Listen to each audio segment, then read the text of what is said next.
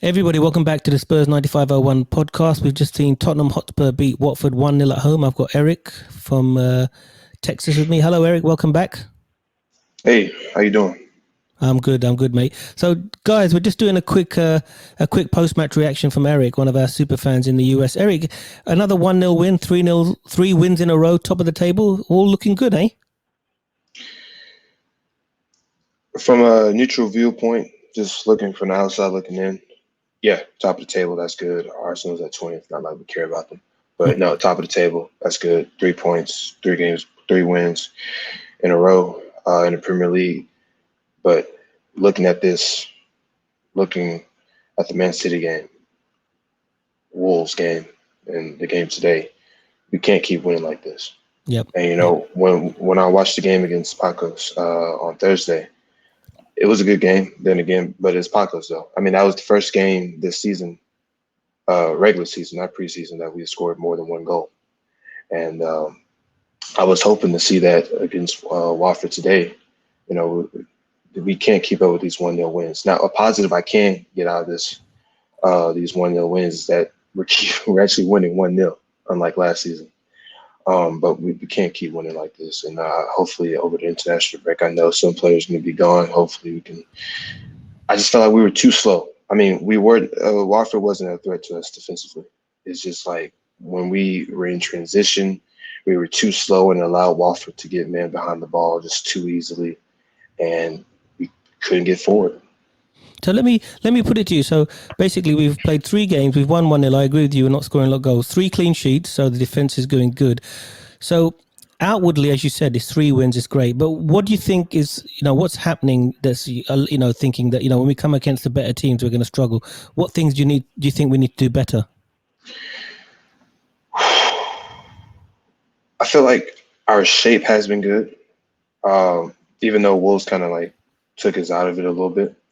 But today our shape was good, and against Man City our shape was good. I just think we're missing a piece. We're missing a couple pieces. One, I love Tanganga, but I don't think he offers anything else going up the field on that right flank. Um, I heard we're in for Emerson right now. Another thing is we're missing creative in the midfield. Yeah. It's like whenever we're in this transition, we got to make our own chances. There's not someone feeding into the box. I mean, when Tanganga was on that right side, there was one situation towards middle of the second half. He's on the right side. He didn't even take one glance into the box. He's looking at Son, who's coming short to him, or Hobia coming short to him. Didn't take not one look into the box. And I feel bad for Kane because he didn't get any service today. And so I feel like we are missing a creative midfielder. I think they see Lo Celso as being that creative midfielder. It's definitely not Dele Alli. But we don't have that one guy, kind of like Ericsson, to just out of nowhere put a ball into the box or put a ball here and there. Yeah, that is something we're missing. Let's take it from the back. So, in the terms of defense, it's been difficult for Reguilon today because Ismail Assar is a really good player. He's got a lot of speed. How do you think let's start with the centre backs. How did the centre backs do? Dyer and Sanchez. Pretty good, pretty good. Davison Sanchez did good against Man City. He was a little shaky, Wolverhampton, but he came back and performed well today. He led from the back. He looked animated in his defending. He's telling when he makes a tackle, he's throwing assists or when, yelling at his teammate. Um, he looked good today. Dyer looked good today, putting his body on the line. First shot of the game was Yep. blocked with his head, and that's something we need. And I feel like time will still tell because I thought that Man City game was just a one-off game. It's like, okay, no way he does that the next game.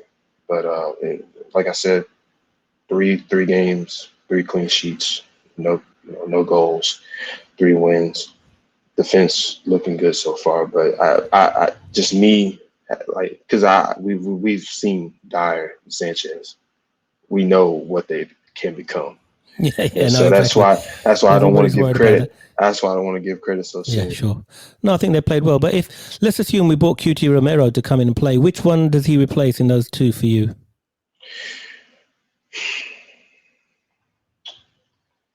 Dyer Okay. and when we lost Alderweireld, we're wondering who can play those long diagonals now. Turns out Davison can play him. Yep. Dyer can play him. Romero can play him. We saw him against that on Thursday. Hmm. Um, but I think he would probably replace Eric Dyer. Yep. Okay, so for Tandanga, you said you were happy with the defending, but not giving us much going forward, really. The crosses into the box weren't great quality, but I think that's going to come with experience. How do you think I Reguilon think did? so too. Because I think Reguilon struggled a bit with Saar because, again, another really fast player, really skillful player. How do you think Reguilon did against Saar? He struggled. Yeah, he didn't know how. You can see as the game progressed, he's trying to figure out ways how to defend him. Should I go to him, back off of him? And towards the end, we kind of found out, they just didn't want him on the ball at all. They just, try to foul him, shake him, off the ball. It's kind of like what Tanganga was against Traore last week.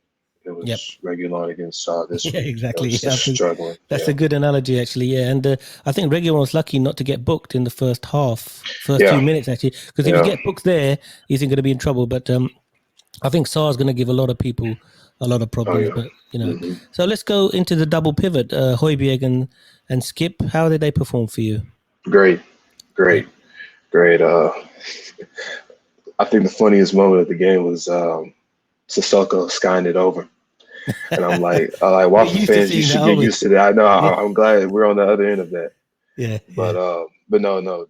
It's a perfect pairing. I think they match each other's skill set. Their IQ, Skip's IQ, to say he's like 19, 20 is pretty high. He can run the midfield even by himself. But I prefer the double pivot of Højbjerg and Skip. And so yeah, I can't wait to see what next year is going to be like with Sar. yep. But yeah, I this think this is a good pairing. Højbjerg. How do you think Højbjerg did? I think he had a better game today. What's your view? Man of the match. Yep. Man of the match. Like I said, I think that Skip and Hobie pairing, that pivot, that they do a good job at protecting the back line. Yep. And I feel like that's probably what helped. That's what is helping us, keep these clean sheets is them Yep. two in front of us. So yeah. I think it's no coincidence that we've kept 3 clean sheets when Skip and Højbjerg protecting Dan Sanchez and Dyer, Yeah. etc. So I think that's working well.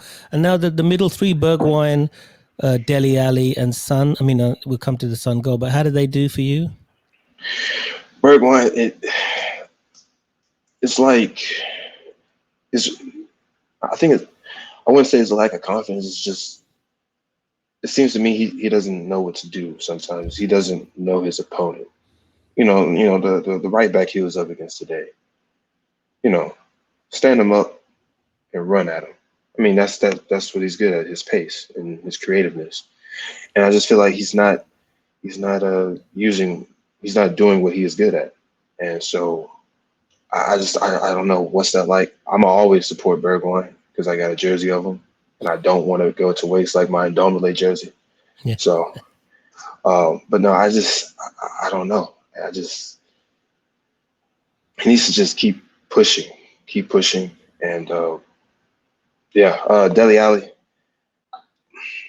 I said on the first episode I was here, I don't know why he's here. It's like, I don't know why we're keeping him here. It's like we are owing him something. I mean, it's like the whole mentality is like, oh, he's supposed to come good. He's supposed to come good. It's been 3 seasons. He hasn't come good at all.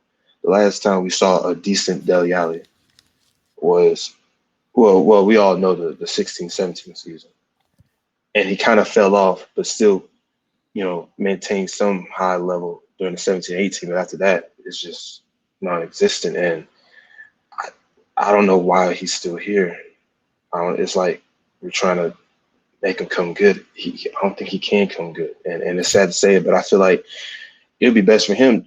Dele Alli can take the path of Lingard, move to another team and come good, and I'll be happy for him. But he's just not offering us anything, right now.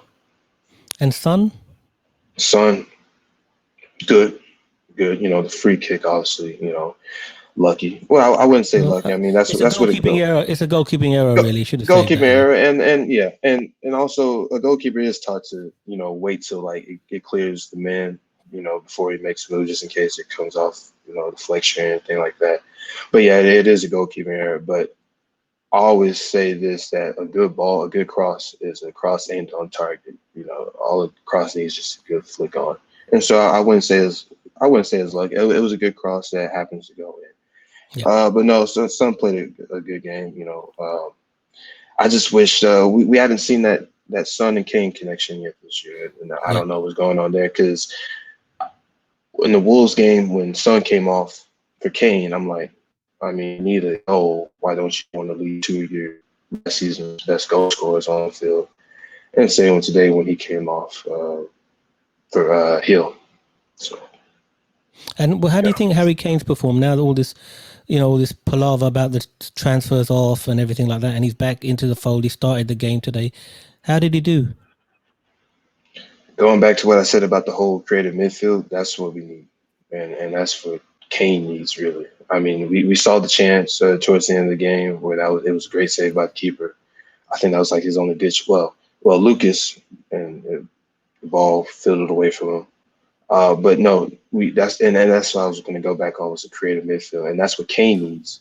Because like I said, we're trying to create chances for ourselves. By running at opponents and all this and stuff with a good flick ons and slight ball over the top. But Kane needs that creative midfielder, and he was the creative midfielder for us last season. Sure. Um, I mean, we saw that again. He was dropping deep, wasn't he, to get the yeah, ball because he wasn't hmm getting it. If we had an Ericsson there feeding it you wouldn't into have to worry him, about that. he wouldn't Yeah. have to worry about it. Yeah, I mean that's obvious.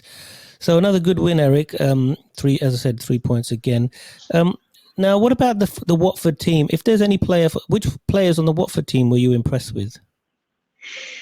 Sorry, just because we Oh, couldn't, yeah, just because we couldn't get a hold of him, and I guess that's why we look at Traore because we need someone that opponent cause trouble for opponents. I mean, we got Kane and Son, but that's just two of the three of the front three we're trying to pair up with.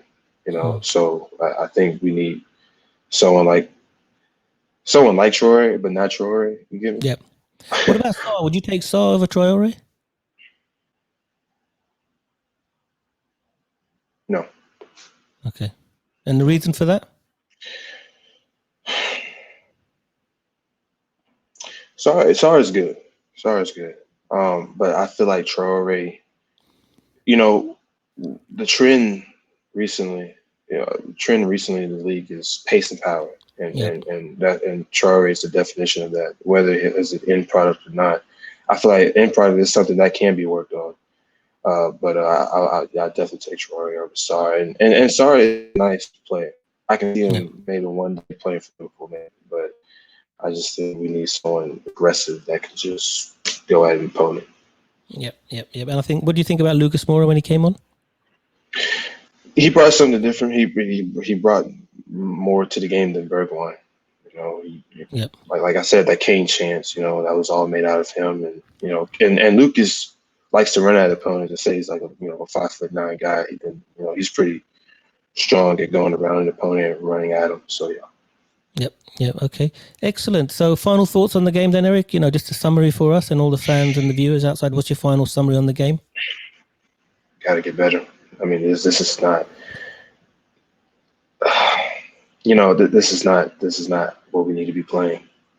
And I get the comparisons of Nuno and Jose, and it's I wouldn't say it's the same style. I mean, it is the same style, but I think the difference in what's been helping us keep these 1-0 wins has been Nuno's expectations when it comes to fitness and having your mind focused throughout the whole game, where you can, you have the fitness where we can play two games, and Yep. so there's lack of.